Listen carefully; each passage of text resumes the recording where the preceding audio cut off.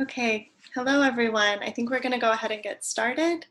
My name is Natalie Shoup. I am the Director of Programs at Nest Foundation. I want to welcome all of you to today's workshop. We will be focusing on preventing, identifying, and responding to child abuse, exploitation, and trafficking, and how this looks particularly in the current moment. And hopefully giving you some tools and resources and supporting educators, young people right now in um, understanding what risks and signs look like, and learning more about this topic from Dr. Cooper. We love learning about educators and those working with youth, your experience as well. And so we hope this will be a space for exchange. I just wanted to start with letting you all know who we are at Nest and a little bit about the work that we do. Nest is a nonprofit. We work throughout the US. We primarily provide educational programming focused on prevention of child sexual violence, exploitation, and trafficking. This includes youth-facing curricula, teacher training, parent resources, and student leadership opportunities. And if you'd like to learn more about any of our work, our curriculum, or any of our programming, please do reach out to me at natalie@nestfoundation.org. We'll be dropping the contact information as well in the chat. Or please feel free to go to our website, nestfoundation.org, to learn more about our work. We've also recently adapted our curriculum for remote learning, and so we've adapted our training and curriculum materials to be able to adapt and provide support in the current moment. And so we'd love to share more about that with you as well if you're interested. As everyone knows, we're finding ourselves in an unprecedented moment in time. And as an organization that focuses on supporting educators and young people and making sure that children are safe, we really wanted to bring this virtual workshop series to you all, just to be able to open this space for exchange and provide some of these tools and insights and resources to this community. So I just want to start off by giving a couple of housekeeping notes before we jump in. We will be recording today's webinar, and it will be available afterwards on our website, so please look out for the link afterwards. We will also be sharing the slides, because we had a few people ask about that, to the people who've participated in the workshop. So after we've had the presentation, we'll be able to share those slides with you. We also want to flag that if you could please look at the bottom of your Zoom, there is a Q&A button. And we'd love if you could use that throughout the presentation. As Dr. Cooper is sharing all of her wonderful resources and ideas and information, if you could please share any questions that pop into your minds, that anything that comes up that you'd like to know more about into that Q&A feature. And then if you'd use the chat box at the bottom for any comments or other resources that you would like to share with your peers and colleagues who are in this discussion and with us. We would love to hear about the wonderful expertise and experience that we have in this group. And we would love if you could share that in the chat box as well. I'm now going to go ahead and welcome Dr. Sharon Cooper, who is an incredible supporter of Nest's work, who we've worked with for many years. She is an amazing leader and expert in this field and just has such incredible knowledge to share. And we're very grateful to have her joining for the launch of our new series. So I'm going to let Dr. Cooper introduce herself, and I will speak with you all again at the end of the presentation. So thank you so much, and thank you, Dr. Cooper. Thank you. I appreciate that. And I guess we go to the next slide. Okay.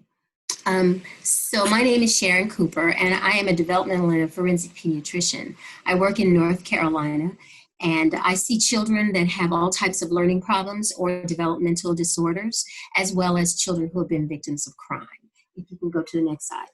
And I want to really say thank you to all of you who are virtual classroom teachers. Teaching online might be like herding cats. I have a lot of my patients who have autism, and I talk to my parents every day in my clinic about how their virtual classroom experience is turning out. And I know that it's a work in progress, and I sincerely appreciate all the work that you're doing. If we can go to the next slide. I want to talk some about the societal risk factors that exist right now. A lot of Americans are losing their jobs at a rate that hasn't been seen since the Great Depression, according to the Huffington Post.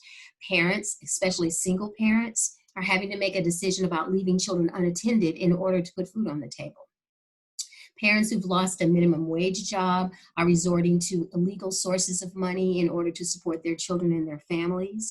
And we have medically fragile and impoverished parents who endanger their young children as a last resort in order to procure minimal food staples.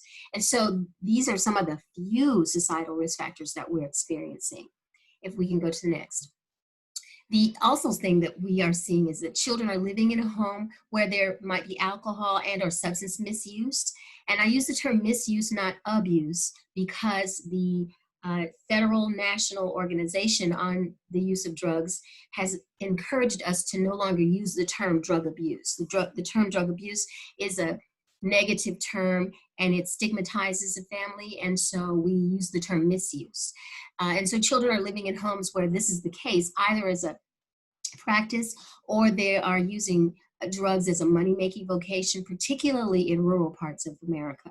Children may be residing with recently released offenders who were incarcerated and now are being released because they didn't have a violent offense, or they may have been incarcerated under a plea deal for a, quote, lesser offense that actually was child sexual abuse, but when they were willing to when they were willing to accept a conviction for something that wasn't going to make them become a registered sex offender, they are the kinds of individuals who will be getting out of prison and are already out of prison and therefore may be a threat to a victim child.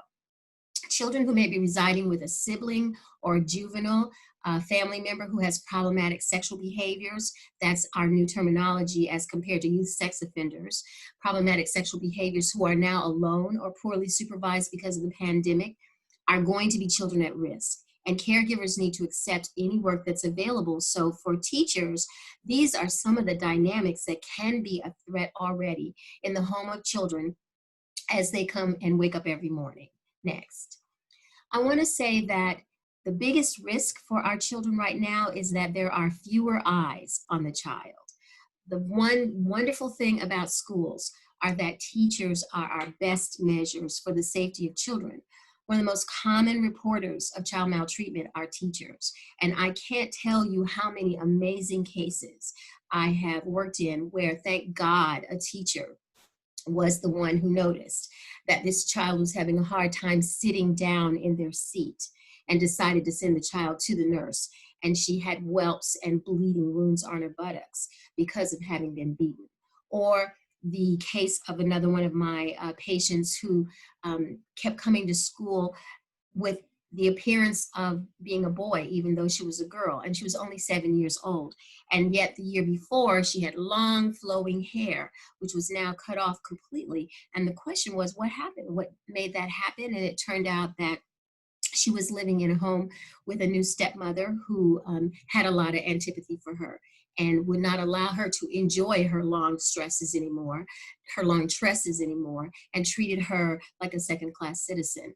That would be a form of psychological maltreatment, and we'll talk about that a little bit as well. Next. We have children who are in homes that are either neglected, as in put into a room and locked in the room, where individuals will reverse the doorknobs at times so that they don't disrupt the parent. We have children who are in settings where the parent may in fact have their own digital addiction, such as video game addiction, and children can become not only neglect victims under those circumstances, but they also become psychologically abused in that manner. Next. So when we are thinking about the facts associated with child maltreatment in general, and your role as teachers who are looking into the windows of that child's life every day, when you're having online contact with them, we need to think about what the realities are. 57% or so of Child Protective Services reports are screened in for an investigation, but only 17% are substantiated. If we look at the 0 to 3-year-olds, this is the group that is at the highest risk for victimization. So they're not going to be in your classroom unless you are a special needs teacher who is starting to see children at the age of 3 who are coming into early in pre-K because of developmental problems. 47% of these substantiated cases are white children, 22% are Hispanic, and 20% are African American. When we look at the offenders, according to federal data, 83% are between the ages of 18 and 44 years of age. 54% are women, and 77% are parents. This goes against that concept that we often think that abusive people are men. Abusive people are the ones who are violent. Abusive people are the individuals who will abuse everybody in the household. You will be mistaken to have that assumption. More than half of the individuals who abuse children are women. And part of that reason is because women are with children very often more so than men. But always keep that in mind. Next. When we think about child abuse and the fact that in the last 20 years, the incidence of child abuse is declining, on the one hand, we can be really happy about that, but there are some nuances to that data. During the COVID period, teachers and others haven't been able to monitor children. And remember that teachers are one of the most common reporters of child maltreatment. Many journalists and child advocates note that there may be a lack of data showing an increase in child abuse right now because of fewer eyes on the children. Not only are there fewer eyes on the children, but our Child Protective Services agents are also homebound. And as a physician who makes frequent reports when necessary on child abuse, I can tell you that the response now is very different. Not nearly as efficient. It may take 2 days before I'm able to get in touch with a CPS worker.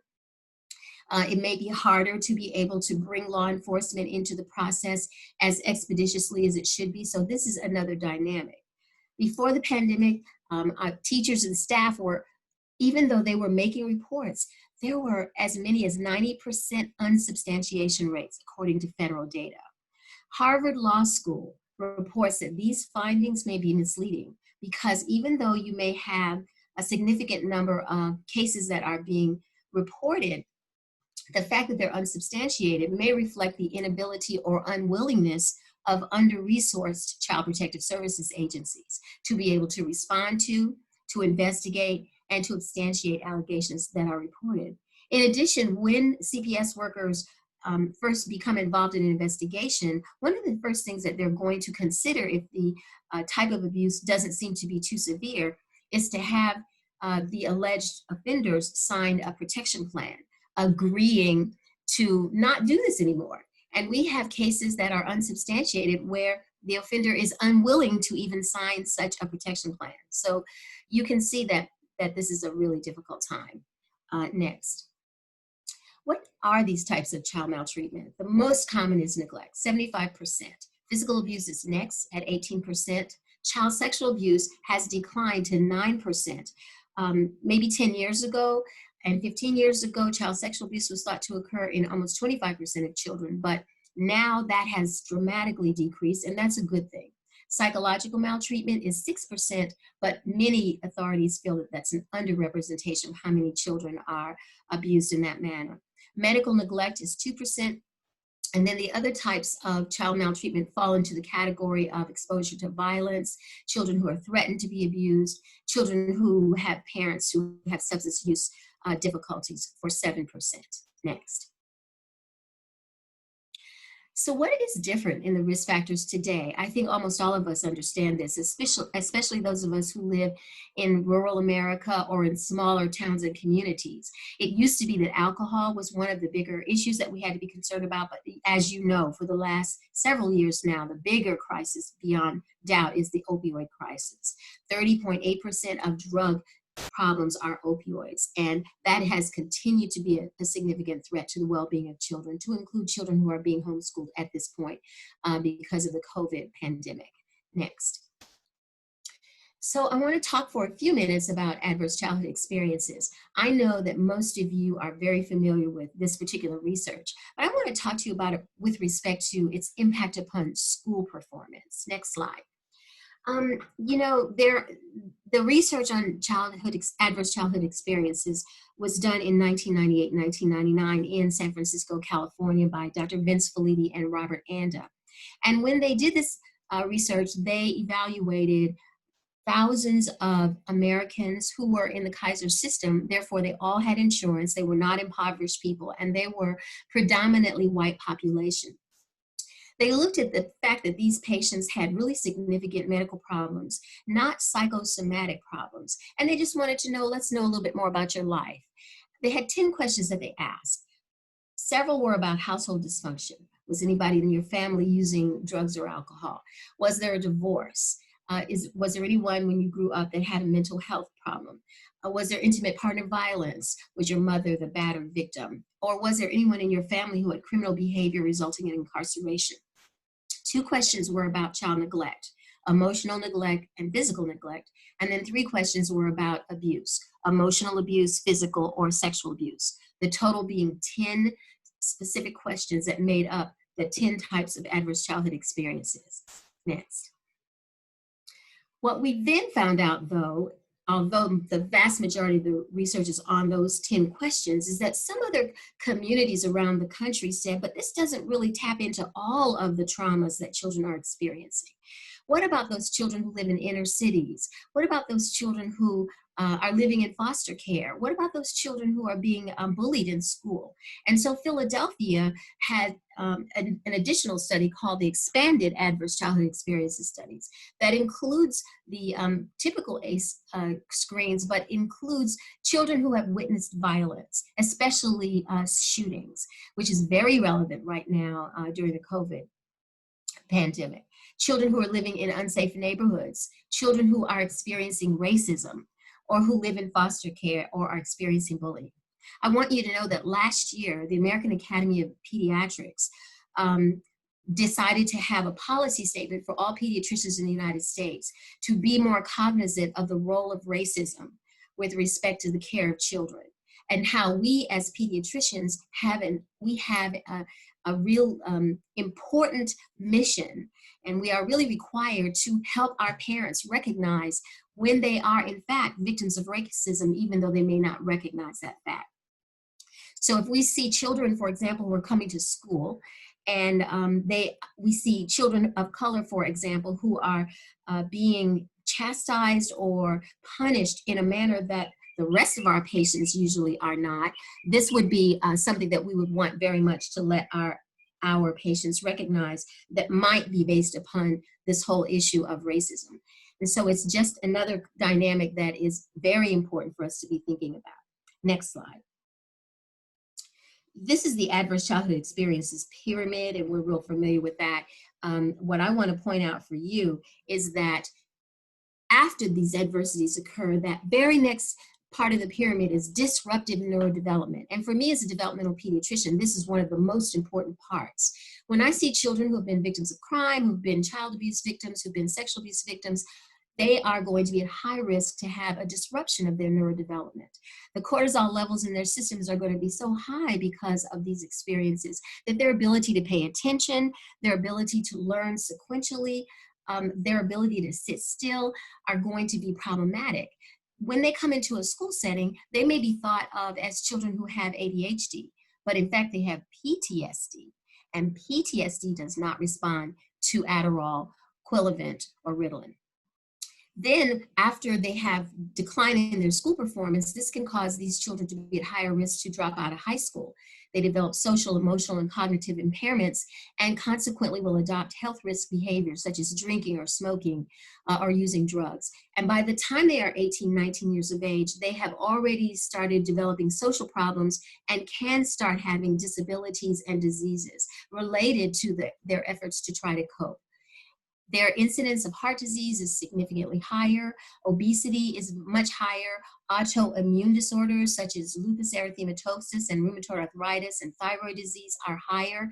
And the bottom line is that they are at risk of an earlier death. Next. So this is a dynamic that Drs. Felitti and Anda researched, and then Philadelphia expanded some of the community experiences for our children. And then the Kaiser system has united with the CDC to provide 2 more factors besides those other adverse childhood experience pyramidal factors. And those are social conditions and historical trauma. When you have children who grow up, for example, in American Indian children who grow up with a history of boarding school experiences in their parents or grandparents, If you have children who are growing up of color, who have lived in circumstances where their parents were threatened by the Ku Klux Klan, or they were denied entrance into regular public schools in their community, historical trauma becomes part of that. And this also has a significant influence on a child's ability to do well in school and does require our paying attention to those children. Next. I only want to show a couple of points about caregiver risk factors in the homes of children with a substantiated CPS report. The caregiver factors are significant, and they vary from rural to urban communities. Drug abuse, alcohol abuse, and of course I should use the term misuse. This particular slide shows older terminology. Having been arrested, having mental health problems or low social support, prior substantiation of child maltreatment, definitely exposure to domestic violence. All of these are important dynamics, but I want you to notice particularly active domestic violence and cognitive impairments, which are at the end of that table. You can see that if you have parents and caregivers who have both or one of these particular problems, the chances are very high that they will be substantiated CPS reports, as high as 80 and 85%, particularly in rural communities. Next. And so the early adversity has lasting impacts, from the fact that children are at higher risk for physical abuse and traumatic brain injuries, as we see with abusive head injury. Mental health problems include depression and anxiety and suicidality. For girls, you can have unintended pregnancies in adolescence, or women who are impregnated without a desire to be pregnant. Certainly sexually transmitted diseases and HIV, chronic diseases such as diabetes associated with obesity and cancer, and then risky behaviors with alcohol and drug use. And all of those adversities end up making successful education and occupational opportunities and a better income the furthest away from the outcomes for these patients. And this is what we are working against. Next slide. We want to try to make it better.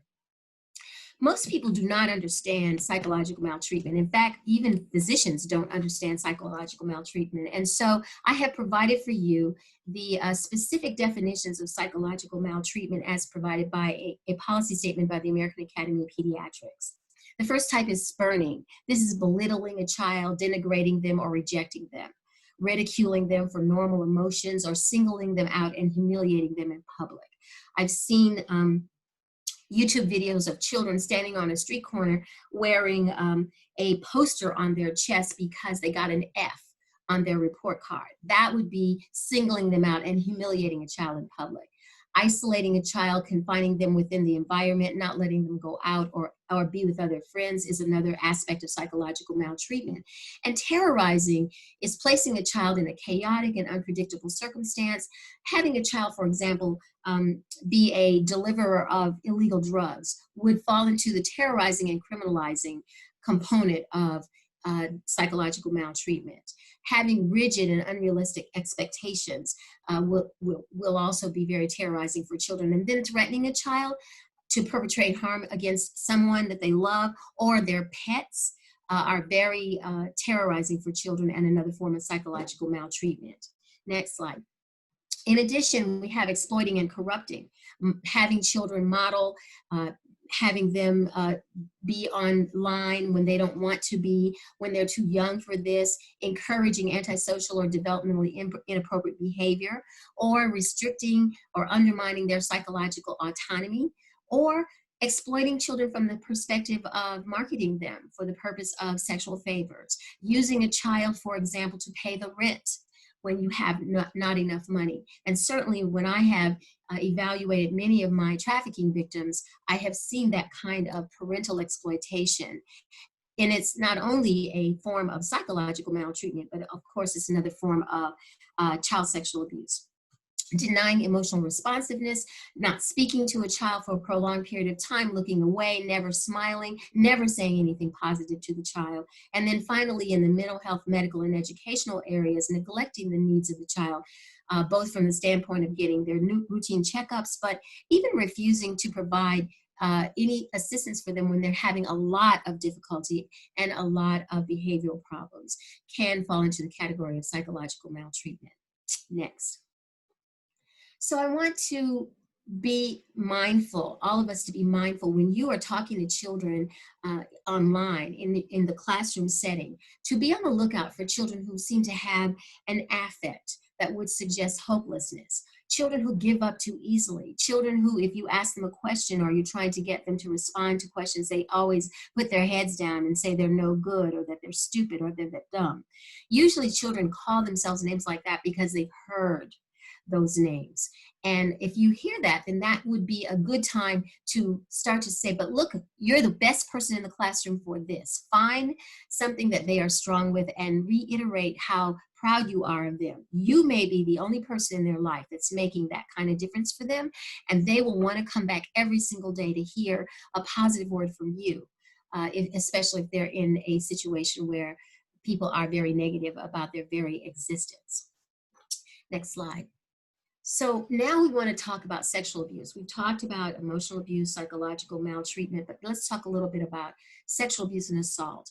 A 2019 study of more than 13,000 children and adolescents between the ages of 0 and 17 years was conducted over a 3-year period using a telephonic interviewing process from the Crimes Against Children's Research Center. My second point, you will see caregivers via telephone interviews by the CCRC. That's the Crimes Against Children's Research Center.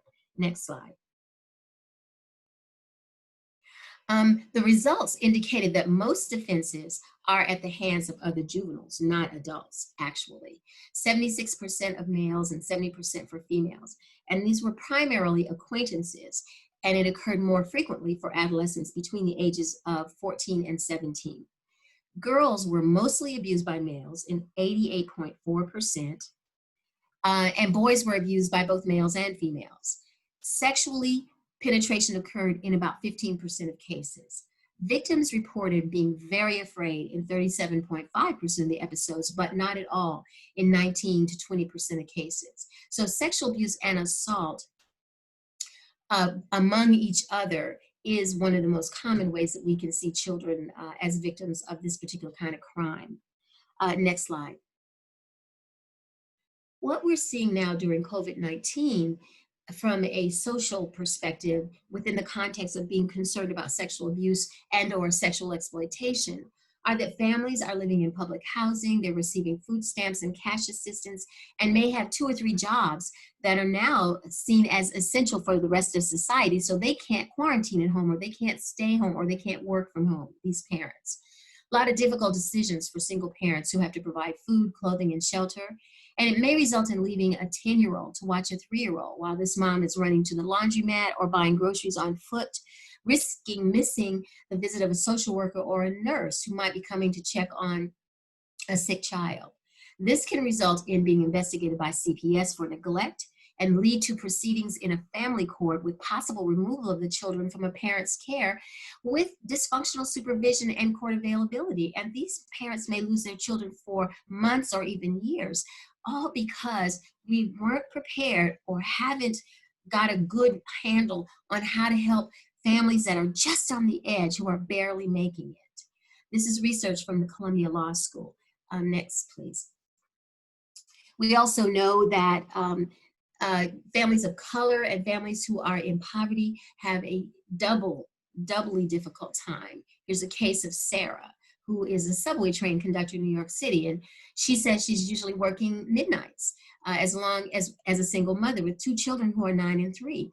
So in the past, she said the teachers had called child services on her for not giving her older son adequate amounts of ADHD medicine, and she was worried about catching up on her sleep. But just imagine a parent like this who is experiencing the stresses of coronavirus. She has to work all night, and then she has to come home and try to homeschool her children or help her children be front and center for virtual learning. She doesn't have any time to de-stress, and she doesn't have any time to sleep. Let us also remember that.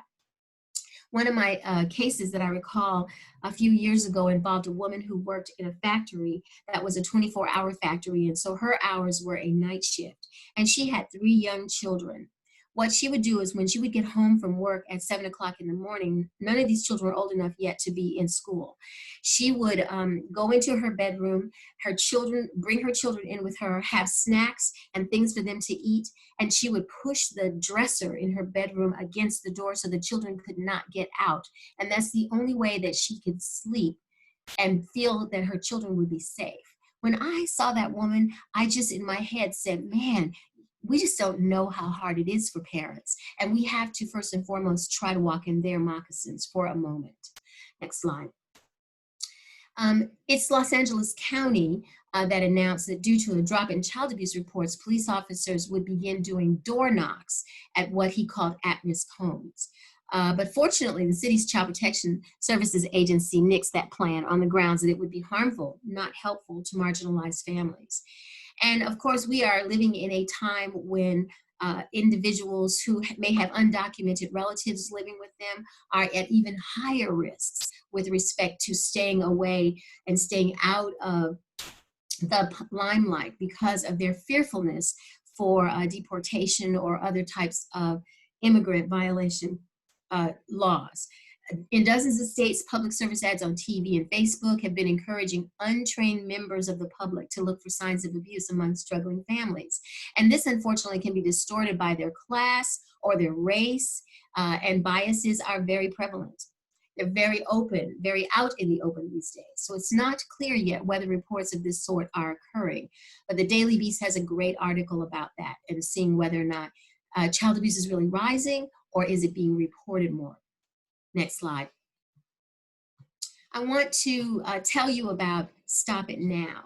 When we talk about child sexual abuse and child sexual exploitation, most of us are talking about how do we protect children, but we need to go a step further. We need to figure out how to keep people from offending against children. I already described to you the fact that a significant amount of child abuse, as far as sexual abuse is concerned, is committed by juveniles. And so that is one group that as teachers, a conversation should happen with respect to the fact that we should have respect for everyone and we should help younger siblings and cousins and friends who are together to be safe, and that you as an older boy or an older girl need to be looking out for them. Don't ever consider them as a reasonable person that you should have a sexual relationship with. My experience with problematic sexual behaviors in older children, and in most states, a 4-year or greater age difference is required in order for a sexual contact between two children to be considered illegal. And so if you have an older child who has decided that they're going to exploit a younger child, many times it comes within the context of playing games. And the older child will have the younger child play a game the older child knows much better, such as a video game. And every time the older child wins, the younger child has to take off an article of clothing, or they have to perform some kind of sexual act with respect to this older child. This is exploitation, and this is a form of bullying, but it's also life-changing for that younger child. And it does really beg for us to be thinking about how to do this. There's going to be a link for you for 2 videos that you'll get a chance to see after this is all over from the organization Stop It Now, which is the primary organization internationally that really talks to men and women about not looking at a child as a reasonable sexual consort.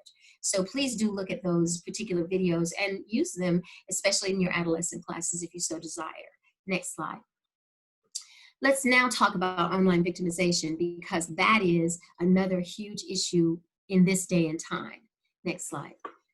Children are online a whole lot. And since the coronavirus pandemic, the number of cyber tips that are reported to the National Center for Missing and Exploited Children of suspected online sexual abuse and exploitation, crimes such as soliciting sexual acts from minors online, seeking and sharing images of child sexual abuse, or sharing obscene materials with children. In March of this year, the number of cyber tips surpassed 2 million. It was a 106% increase in reports compared to the same time in 2019. So the only major difference between 2019 and 2020 is the coronavirus pandemic. This tells us that even if we aren't having children speaking of having been sexually abused and we don't have documentation of a higher incidence of sexual abuse, we have a higher incidence of sexual exploitation. And let me tell you something, if someone is taking pictures of sexual abuse, that's the most objective evidence we'll ever have of sexual abuse.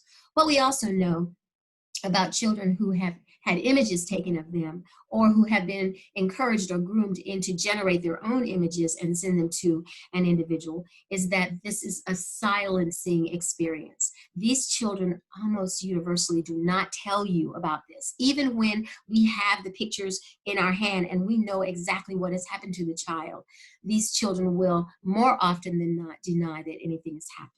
And research has been done on why that is. And there are several reasons, but I think the most important one is that the offender tells the child to smile and look as if the reason that they're being photographed is because they themselves wanted this to happen to them. So the child has too much guilt, self-blame, and shame. NBC also reported that online child sexual abuse and exploitation has risen by an average of 30% around the world, not just in the United States. And many of our tech platforms are struggling to try to meet the demands of this online content. Next slide. I do work in the area of child sexual exploitation and internet crimes against children and have done so since 1996 or so. And I will tell you that it is a life-changing experience. So when we consider prevention of child sexual abuse by other youth, the virus has inadvertently generated two areas of concern. First, we believe that the risk for online offending has increased due to adults and children spending more time online for work and education. And second, we believe that the risk for offending perpetrated by household members has increased as adults and children are spending more time confined together. And so as a teacher, it would be very helpful for children to know that they can talk to you in any way that they desire, if there's a way that you can have them one at a time, not in a group. It's not good for children to be able to make disclosures like that in a group because other children will tease them or bully them. That's something that you would want to have a different way for communicating such information. But we do need to understand that child sexual abuse is a very significant problem, and it's much worsened when it entails technology. Next slide. I want to tell you about one of my patients, for example, who I saw many, many years ago. Her family had had a catastrophic house fire and the house had burned down together. Her mother had what we would call in those days a nervous breakdown. So she took her 3 children and gave them to friends and relatives while she was being treated for 6 to 8 months or so. She had a daughter who was 14 and an academically gifted student at school. Very, very bright young lady. And she was brought to my clinic because of suicidal tendencies. And when I talked to this young girl, she was able to make a disclosure to me about the fact that she was being sexually abused repeatedly in the home of the friends of the mother, whom she was to refer to as aunt and uncle. What she said was that she came to live in this house under this circumstance, and of course she felt very beholding to them and had to be very grateful, and they treated her well. They were nice people, but the uncle had a gambling problem. He would play poker every Wednesday night, and after a while of having this attractive young 14-year-old teenage girl in his home, he decided to make her the reward. So whoever won the poker game on Wednesday night got a key to the house for Thursday night. And they had the instruction to be able to come to the house after midnight on Thursday night and go down the hallway to her bedroom and could go in and have sex with her. This was so horrendous for this child. And this constitutes intrafamilial if we were to consider those two individuals as locum parentis representatives. They were acting as her parents. This would be considered intrafamilial trafficking. That is, he was selling this child to these individuals for the reward of a poker game. When I saw her, she was so devastated and had become self-injurious. And the most important thing that she said to me, it's all my fault. And I said to her, why? Why do you feel that it's your fault that these men are coming down to your room at night once a week and sexually assaulting you? Notice I didn't use the term having sex with you because that infers consent, and it also infers that she condones what is going on, and that's not what is happening when you have an adult and a child. So I use terminology such as sexual assault, and you should consider that as well if you're ever going to be talking to children in a manner this way. And so I said to her, why do you feel that it's your fault that this is occurring to you or has occurred to you? And she said, because I took the money. These men would typically give her a $20 tip. And since she had no other money and no other access to money, she kept the money. So therefore, she saw herself in her mind's eye as a prostituted person, when in fact that was nothing could have been further from the truth. That's a very good example of sexual exploitation and trafficking from within a home. And what we know about child sexual exploitation and trafficking is that the most common way that this begins for a child is from sexual abuse, typically in the home, and often sexual trafficking from in home, resulting in a child running away from home, and then as they are on the street, having to resort to what is referred to as survival sex just in order to live. That's why when these children are hanging around McDonald's restaurants, asking people as they're exiting if they have an extra bag of French fries, or could they have a hamburger, or would they give them $1 just to get a little something to eat? And the wrong person will say, hey, I've been where you've been. Why don't you come stay at my house for a little while? You can crash there. I won't do anything to you. Everything will be fine. But I've been where you've been. That runaway child will feel as if somebody from heaven has just helped them. And many times that individual who takes them in may, in fact, be a good Samaritan, but more often than not, there are strings attached. And although they may not sexually assault the child right then and there, they may wait a week or two, but eventually they will tell the child, well, I've done some good things for you. It's time for you to do some good things for me. And the child feels beholding to that individual because at least there's a roof over their head and they're not afraid that they're going to get killed out on the streets. This is one of the common ways that survival sex can transition into a different form of sexual exploitation, a more characteristic form of commercial sexual exploitation of children. Next slide. The Global Alliance, called We Protect, is an international organization that talks about online child sexual exploitation. Because if we now take that victim that I've described, who might be placed out on the street, but more often than not these days is placed on the internet, on websites, either dating websites, or in the olden days, which was only about a year and a half ago, on online classifieds such as Backpage.com. This is how children would be sold. And greater unsupervised internet use means that children are likely to be exposed to a greater risk of sexual exploitation online. They will either see it or they may in fact experience this, including sexual coercion, extortion, and manipulation by offenders. So exchange of self-generated material, if you have an offender who's convinced a victim to send something that might be sort of dicey, but not really obscene and not yet totally pornographic, if you will, and the child doesn't know that that individual is keeping that material, they then can use that for blackmail. And the increase in numbers of emotionally vulnerable children today because of the pandemic poses a greater risk for being groomed by offenders. Next slide. The We Protect Global Alliance has, in its summary findings, recognized that isolation due to the COVID-19 virus is likely to increase the probability of offenders acting out on their own impulses. And economic hardships and the inability of offenders to travel due to the COVID virus lockdown is increasing the potential for live streaming abuse in home environments. Live streaming is also likely to increase due to the higher production of self-generated sexual content by children themselves, usually in response first to someone who says they love them, but then after that, that person will go on to use those images to blackmail them. Also, if a child has made images with their cell phone, or especially with a laptop, they may not recognize that the person receiving those images may have implanted spyware on their digital devices and now can observe the child at all times, unknown to the child. Next.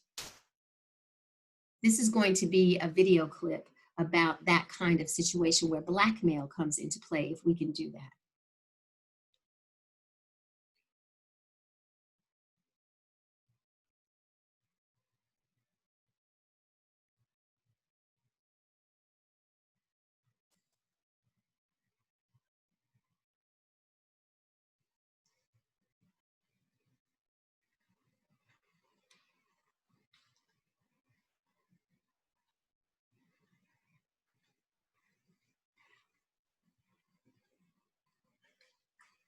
I don't hear it, but maybe they can hear it. Oh, they can't hear the video either. So there are other individuals who are able to hear it at that point. No volume, they can't hear it. Okay, well, what we can also do, since the volume doesn't seem to be coming through, is share a similar clip about this same topic in the Sure. resources as well. Sorry for that problem as far as the technology is concerned. We can go ahead on to the next slide.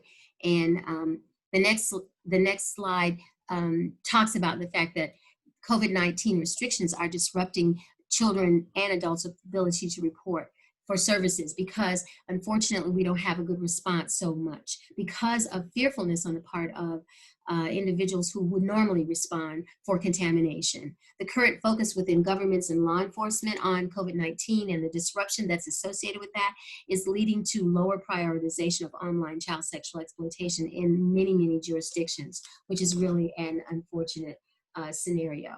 We can go to the next slide. I want to say that, RAINN, RAINN, is the Rape, Abuse, and Incest National Network's hotline. It's a national sexual assault hotline. It's the biggest one in our country. And they have reported that they are experiencing the highest demand for services in its 26-year history. More and more children and adults are reporting incestuous sexual assaults, frank rape, sexual abuse, more so than ever. That's probably going to be the best way that we can tell how many more victims there are that are occurring, not necessarily by our systems, because our systems are not yet able to respond to the heightened awareness and occurrence of these kinds of cases. And so let me just give a summary of the things that we've spoken about today. I talked about the issues of the importance of teachers being in the lives of children and the fact that you can be their lifeline because they can see you every day. And even if things are really hard or bad for them, to know that there is someone who cares and who's not going to harm them is going to be super important, especially if they're victims of psychological maltreatment and or neglect, which is one of the problems that we're seeing. Another thing that we talked about today was the fact that physical abuse, neglect, and psychological maltreatment are things that you can perhaps get a good feel for, certainly if you see any injuries with a child. And although you may not call the child out to see why they have a black eye in children who are older than 5 is very uncommon to be accidental unless they're hit in the eye with a baseball or something to that effect. Walking into a doorknob is not truly a common way that you see black eyes in children, even though that may be what the child says, and they may be way too tall for a doorknob injury of that nature. We've also talked about the adverse childhood experiences and how that can affect long-term health. This is why we have to not overlook this. And we have then been into the discussion of children in families of color and children who live in impoverished circumstances and in rural parts of our country, and why the COVID virus is causing even more stress for them because they have no cushion. These are mothers and fathers who are doing the very best they can, and we don't want to give them unrealistic expectations. Break things down for them. Give them fewer responsibilities over a longer period of time so that they don't feel overwhelmed. Many of these parents are working so much, they don't have time to help their children with school, and they may not understand how to help them in the first place. And then finally, we discussed many of the types of child sexual exploitation, to include online victimization with grooming, the issues of blackmail, the issues of running away from home, of families who are willing to sell their children in order to make ends meet during this time of the crisis. Let me also mention that research was done in Mexico, looking at what about poverty and how does that impact the selling of children. And what the research showed was that if the poverty level in the community reaches 40% or higher, parents will start to sell their children because they don't have anything else in order to live on. And so when you look at your own community, you'd like to have an idea about how high the poverty level is in parts of your community. In some parts of Mexico, the poverty level is 70%. And this is where you will see a significantly higher number of children who are being sold for sex, just because the family has no other means of surviving. It is not necessarily because the family is exploitative and has plenty of money and has plenty of other things to get along with, and they just want more by selling their children. Many times it's because they have reached that point of desperation. Sometimes parents will have sold themselves in an effort to support the family. And if a buyer, and that's what we call them instead of Johns these days, if a buyer or an offender notices that they have a teenage daughter or a younger child, they will offer a significantly higher amount of money for that child. And a parent may feel that they have no other option as far as that's concerned. Let me tell you thank you for your attention, and I would like to entertain any questions if you have any. Thank you. Thank you so much, Dr. Cooper. That was wonderful. And we have saved a few minutes for questions as well. We will read off some questions that we had in the chat or the Q&A, but if you also have any questions, if you raise your hand that you would like to share out, I'm able to do that as well. Unmute you there so that you're able to share out your question. And we just want to also thank quickly everyone for joining and for your participation. We're going to stay on a couple more minutes to take any questions if there are some, but I do want to flag to everyone that we will be sharing a lot of these resources that have been shared by Dr. Cooper, as well as many others that she has made available and others that Nest has collated as well. And so from our end, we'll be sharing those resources around to everyone who participated, including the links to the videos that you had mentioned today. We also want to please ask, we will be sharing a survey after the presentation is over, after we close this session. We'd love all of your feedback to know what you'd like to know more about. We're hosting a series of these virtual workshops, and we would love to know what topics that would help provide more resources to all of you. We would also love to get your feedback on how this session went, and it really helps us to be able to continue having these sessions, these free virtual sessions. So I hope, I will, in that sense, turn it over to questions to Dr. Cooper. I'm going to go ahead and look at the Q&A that we had just to start us off with a couple of those. So one of the questions that came up towards the beginning of the presentation was around the statistics of child abuse, and kind of maybe if it's possible to dive a little bit deeper into the breakdown. Sort of one of the statistics was that 83% of abusers are 18 to 44 years old, and just knowing if there's a higher rate in younger parents or older parents, sort of what are those dynamics, digging in a little bit there.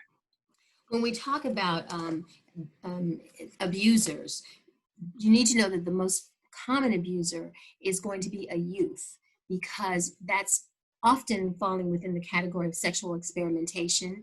And this is for sexual abuse. You have different ages of abusers if you're talking about physical abuse or if you're talking about neglect. But within the context of sexual abuse, the most common person to sexually abuse a child is going to be a juvenile. And then what will happen is as that juvenile gets older, they may never do that again because it was experimentation, or they may become more of a threat to children. When you look at adult offenders, the overwhelming majority of them began as juveniles before they became adult offenders. And so that's an important piece. So if we have a child who has demonstrated problematic sexual behavior, and that term PSB, problematic sexual behavior, is where we are moving in our country. And I want to explain why. We don't want to call children child sex offenders because there's a federal law that requires sex offender registration. And we don't want to register children whose prefrontal cortex is not yet completely mature, and the ability to make good decisions and wise decisions, and to make a decision after having looked at all kinds of video games and movies that have a lot of sexuality in them. We don't want to label that child at such a young age to the restrictions that we would see with sex offender registry. So we have stopped using the term, the field has stopped using the term youth sex offenders, and now uses the term problematic sexual behavior. I would really encourage, there are some excellent websites on that, problematic sexual behavior, in order to help with that. Adolescents are going to become your next most common types of offenders, and then young adults. Thank you so much. And so also to address a question that's been dropped in here as well, and Dr. Cooper, if the next answers, you also have some specific resources for people to find how this looks in their own communities, or what resources they can go to find more local resources. But one thing that I just want to flag is that Nest has been pulling together some resources during the current moment that we have on our website. We're going to be adding to that and continuing to add all of the resources, of course, that Dr. Cooper has shared, but we do also have state-specific resources, particularly for states where we're currently implementing our curriculum. I know we have a lot of participation from Texas today on the call, and we do implement in schools in Texas, and so we do have specific resources there, as well as some of the other states where we currently have our programming. But I'll hand over the next question, Dr. Cooper, and if you have any other ideas in mind about how people can find those specific resources for their communities. One question that has come up here is asking about awareness ideas. And so asking, we want to make our community comfortable with reporting and being the eyes and voice for children in abuse, but our culture is to keep problems in the home. So just if you have any ideas or anything to speak to that. Right. So one of the things that we should say, I think adopting the statement, if you see something, say something, is a good thing, because it generalizes and normalizes reporting, and that you are actually potentially a good Samaritan by saying something, because it may make a difference in a child's life. So that's one of the things that we should keep in mind. Remember that teachers are the most common people to report, and I can't tell you how many children I have evaluated and treated who were saved by the bell of a teacher. And so I honor every teacher who is on this particular webinar, because you all just don't know how important you are. You have children at a time when the child's words will be more accepted in a court of law. When you have children who are pre-verbal, 2 and 3 years of age or 4 years of age, it's very hard to be able to make a case unless you have a picture of what has happened to them, or you have some really compelling evidence. But when you have a child in a school setting, teachers have a lot of, they're highly respected. And if you as a teacher report or say that you have a real significant concern, then that's going to be important. The other thing is that as a teacher, try to find someone in that child's life that you think will protect the child. It might be a grandparent, or it might be an aunt. It might not be the mom or the dad. And so if you have that opportunity or relationship with the family, finding that one trusted adult, and that's the other piece to say to a child, find that one trusted adult in your life that you think you can trust, and that's the person that you should go to and tell. And it's our job to not only believe children when they tell us things like this, but also hold people accountable. We don't want to put the onus of protection on a child all by themselves. Wonderful. No, thank you very much. And we have so many wonderful questions. I'm sorting through just to make sure, we can get to some of them, but I also want to share that we will be having follow-up sessions on lots of different topics. And if you do give us your feedback about which topics in particular you'd like to hear more about, we'll definitely be sure to try to take that into account as we're shaping these future workshops and adding to our resources. We really do want to provide the best support that we can to all educators and all people working with youth in this moment. And so if you do share that back with us, we will definitely take that into account. One other quick comment is there was a question about certificates, and we've gotten that question quite a bit. I just want to share that from Nest Foundation, we will have the option to share a certificate with you for this participation, and that's also included in the survey that we'll send around. But I also wanted to share one more question with you, Dr. Cooper, that I think you've spoken to a little bit, but there's a lot of interest in particular, I think, around this question of how to make a report, or can you make a report if you suspect something that's happening from what you see of a child virtually. So in the case of in-person identification and prevention versus virtual, and how that works in terms of reporting. You absolutely can make a report. And you always can remember that you can make a report anonymously. You do not have to identify who you are when you make a report. So always keep that in mind. That way you can truthfully say, it wasn't my name that was given to the agency. That's one of those things that is helpful as far as reporting is concerned. But if you have a doubt and you have a concern, trust your sixth sense. It's okay if you're mistaken. That's really okay, because remember, the majority of reports are very often unsubstantiated. But I will tell you that if a a CPS agency approaches a family or a circumstance and says, we had a report about you and we want to be, and we're concerned about the safety for your child, that frequently puts a family on notice. And often that's the only thing that it takes for a family to step back, re-examine themselves and try to see, let me not let that happen, because that was really a close call. It wasn't my intent, but that's okay. People thought I was abusing my child, so therefore I need to make that better. And the other piece of it is, if you see children who are being adultified, you know, they're being dressed in a manner that is not age appropriate for them, and you worry for them, it's fine to be able not to report that, but to bring that to the attention of some trusted adult, not from a, you know, I am from this part of town and your child ought not to look like that. Not from that perspective, but to just say, I just wanted to tell you that your daughter's so smart. I just don't want the other kids to start teasing her because she's wearing false eyelashes and she's, you know, she's dressed in this particular manner and she's only 8 years old. We want to, what can I do to help her remain a child as long as she can? Because there's a lot of research, and you can find it on the internet. All you have to do is type this in, on adultification, particularly of children of color. I would refer you to the study called Girlhood Interrupted.